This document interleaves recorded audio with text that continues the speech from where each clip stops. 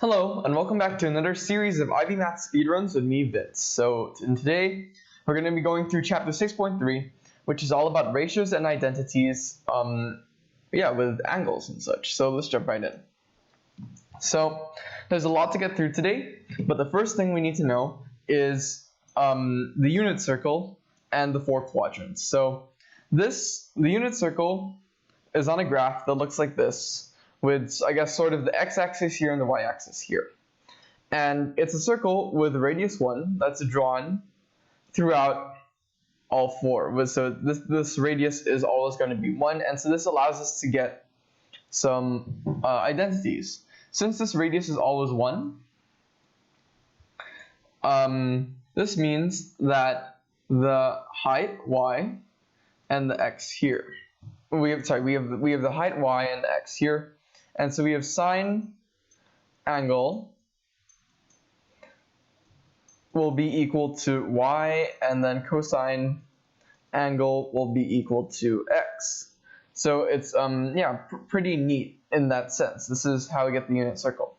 And so for each of these quadrants, the sine, cosine, and tangent values, because tangent being y over x, can be positive or negative. And we remember that because in the first quadrant, all values will be positive. In the second one, only the sine value will be positive.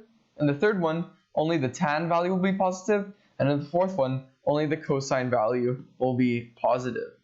And there are several things we can notice as well. For example, 2 points with the same y value, even if they have different angles. Say we have 30, and we always measure the angle starting from here and then going counterclockwise. These will have the same sine value, since sine of the angle is simply equal to y. And if they are mirror images, in this case, if they have the same x value, then we have the same cosine value. And if they're diagonally opposite, so if they're like 2 points on the diameter of the circle, then they have the same tan value. So with that being said, let's jump into some questions. So the first thing we have is write down the quadrant and the associated acute angle when theta is, and then several questions. So negative 215, 7 over 2 pi, 564, and 8 over 3 pi. So we need to find the associated acute angles of all of these values. And so this is simply equivalent to, let's just clarify what an associated acute angle is. It's just the angle of if the vertex is put in the first quadrant. So if we have this unit circle, and we have a point here that is theta away from this axis, then the associated acute angle will be this angle here. It's just because that angle is acute. So notice that this is effectively 0 degrees, this is 90, this is 180, this is 270, and then 360, and so on. So with that being said, let's find down the quadrant and the associated acute angle of negative 215. So what we have to do is negative 215 will be rotating 215 degrees clockwise from here, since it's negative. So we have 90, 180, 270, so it will be in this second quadrant. And the associated acute angle will be the difference between 250, it's a negative angle technically. So this would be the difference between 270 and 215. So the associated acute angle should be like 35.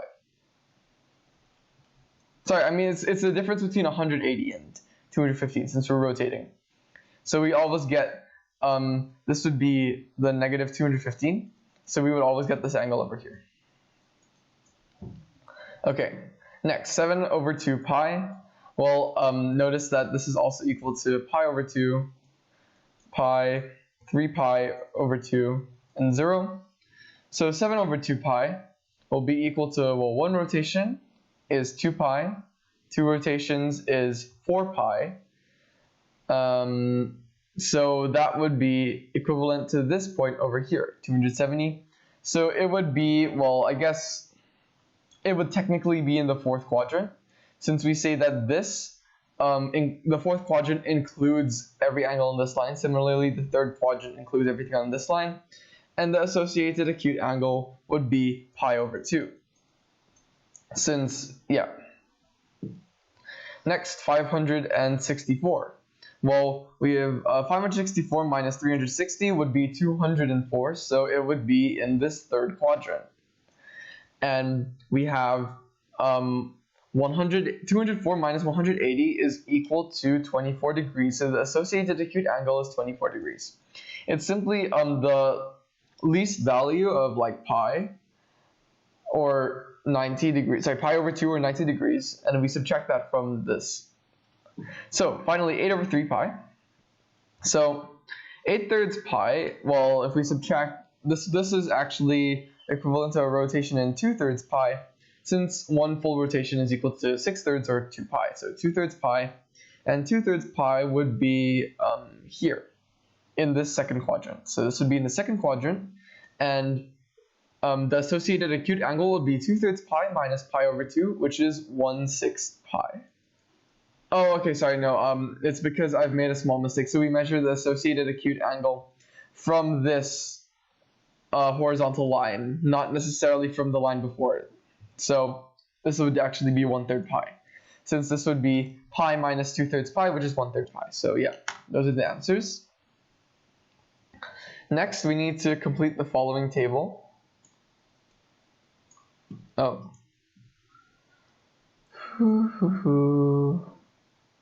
And so we have sine, cosine, tangent, and the angle.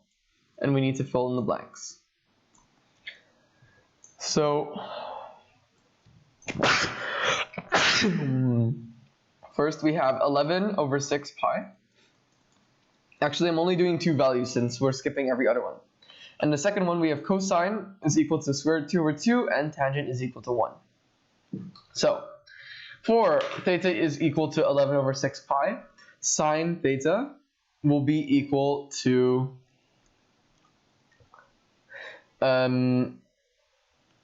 well, wait, what is this? So we need to actually, it's important to memorize a few values, and it's that sine 30 or pi over 6 is equal to, actually, let's just fill it into the table as well. So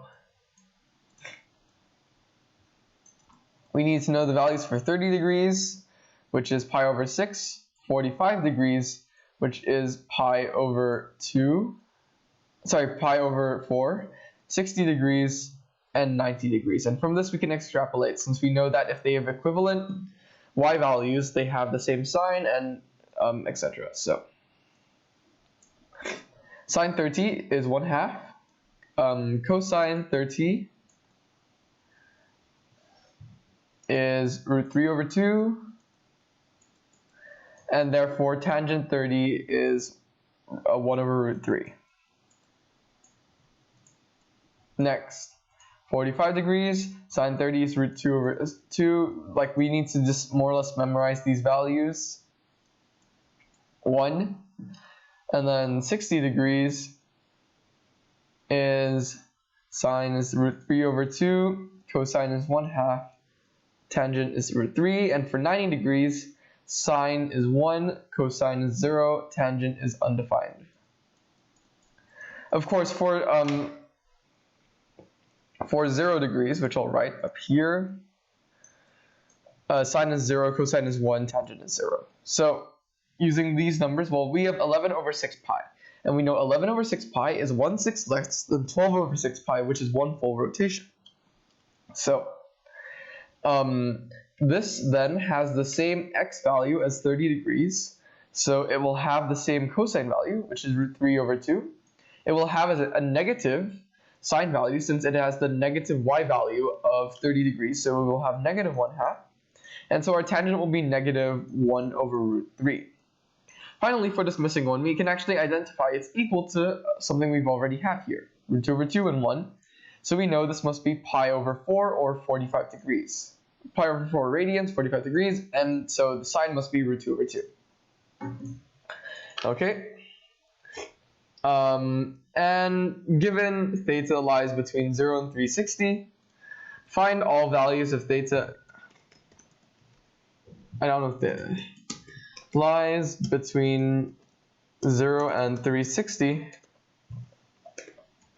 Find all values such that, and the first sine equals 0.6, and thirdly tan is equal to negative 2.36. So first, for values where sine theta is equal to 0.6, we actually have two values.